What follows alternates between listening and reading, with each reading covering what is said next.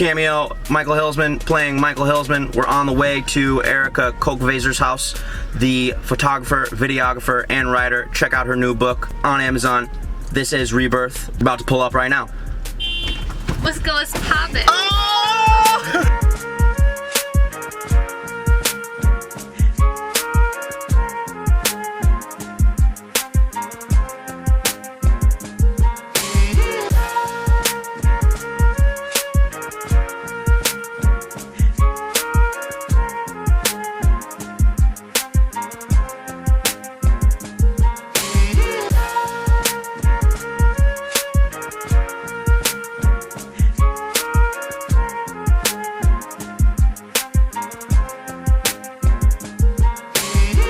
So we're sitting here with the triple threat, Erika Kochweser. Got that right? Yeah. She does everything from photography, she does videos and editing, and she also is a writer in her spare time. So Erika, tell us a little story about yourself. Give us a little background. Sure. Well, yeah, I would say, no pun intended, I'm kind of like a jack of all trades, master of none. Wow. I started with photography. I'd say I lean more toward videography these days. Alright. And then writing has always been something that's very important. So throughout your photography and all the videos that you create and edit, do you have a specific style or vibe that you try to announce to your followers or something like that? I would say I try my best not to limit myself to one specific kind of vibe or feeling throughout my work. Overall, I'd say I just try to emulate whatever kind of feels natural at the time, depending on what I'm going through in my life. Just because it is a form of expression, if that makes sense. It's what are some of the biggest struggles you have as an artist, coming up in a day and age like this? Well, I think we all, as creators, in the back of our minds always kind of have concerns about judgment, correct? I'm sure you've experienced that as well. So I think that's something that, now that I'm a little older and I've experienced more, I think I have a better support system, and I feel very supported now. And I'd say now I'm at more of a place where I feel like I can express whatever I'm feeling at any given time, but also I think it's important, and it's something you learn with time to kind of limit how much you share as well. So obviously you've been at this for a while. Do you have any goals or aspirations that you've been reaching for necessarily through your work? Interesting. I would say I do my best to not set too many goals, just because I think for me, art is just a form of expression. Okay. So if I set goals, it can kind of take away from the fun. You have a goal, and you picture the goal over there. Absolutely. If you beeline right toward the goal, you miss all the beautiful extra things, right? So I'm studying to be a psychotherapist right now. I'm in graduate school. And I think one of my main goals is to incorporate creativity and kind of art into my practice eventually. We know scientifically that the state of mind that you're in when you're creating is called flow state. And basically it cancels out anxiety. But the science is there to say that doing those kind of things 100% can help with depression, anxiety, PTSD.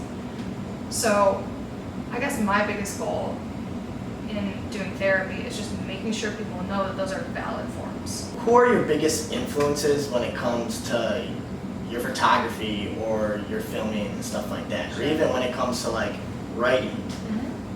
No, I think about this a lot actually, because I think back in the day when I needed to be inspired, I would actually, I was an OG kind of Tumblr girl. Okay. So I'd scroll through Tumblr and I'd just kind of go until I had some ideas, and then I would create what I needed to create.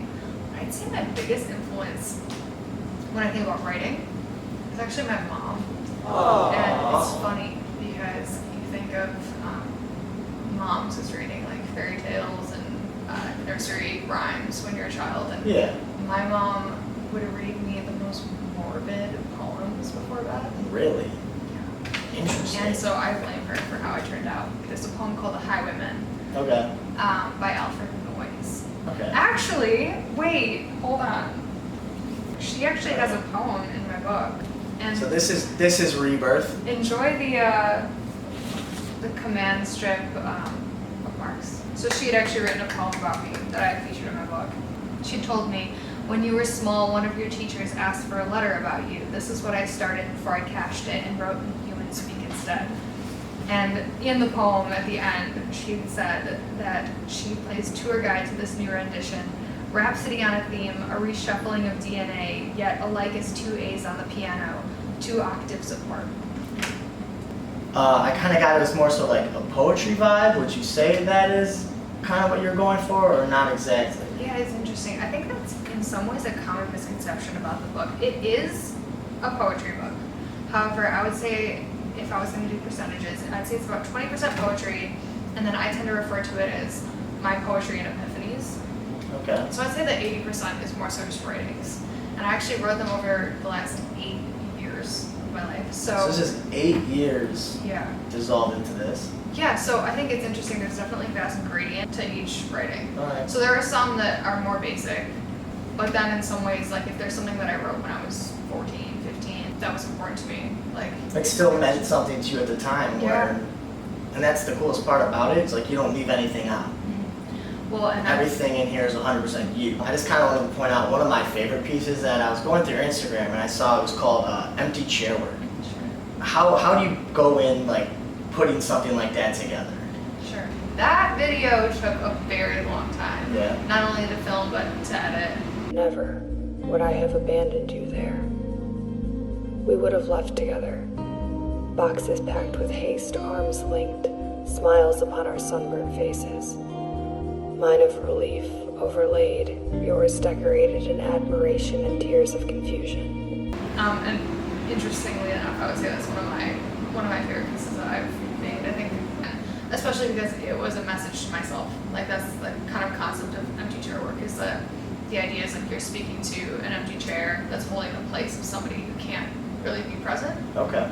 So a lot of times in therapy, that's used for people that are dead or people that are no longer available. But for me, I actually decided to make that to speak to myself. With Erika Kochweser, yeah. With Erika Kochweser, fuck me, dude. It's the Margs. No, it's okay. Phaser. Oh, no, leave it in. Hold on. We'll just do, no, it's a lesson just for like everyone. With Erika Kochweser. She invited us into her humble abode. We had a great time. Be sure to check out her page. Check out her book. It's on Amazon or else Barnes & Noble. Anywhere you guys want. It's not poetry. And support your friends if they're artists. It's a little bit of poetry. Support your friends. And that's a wrap.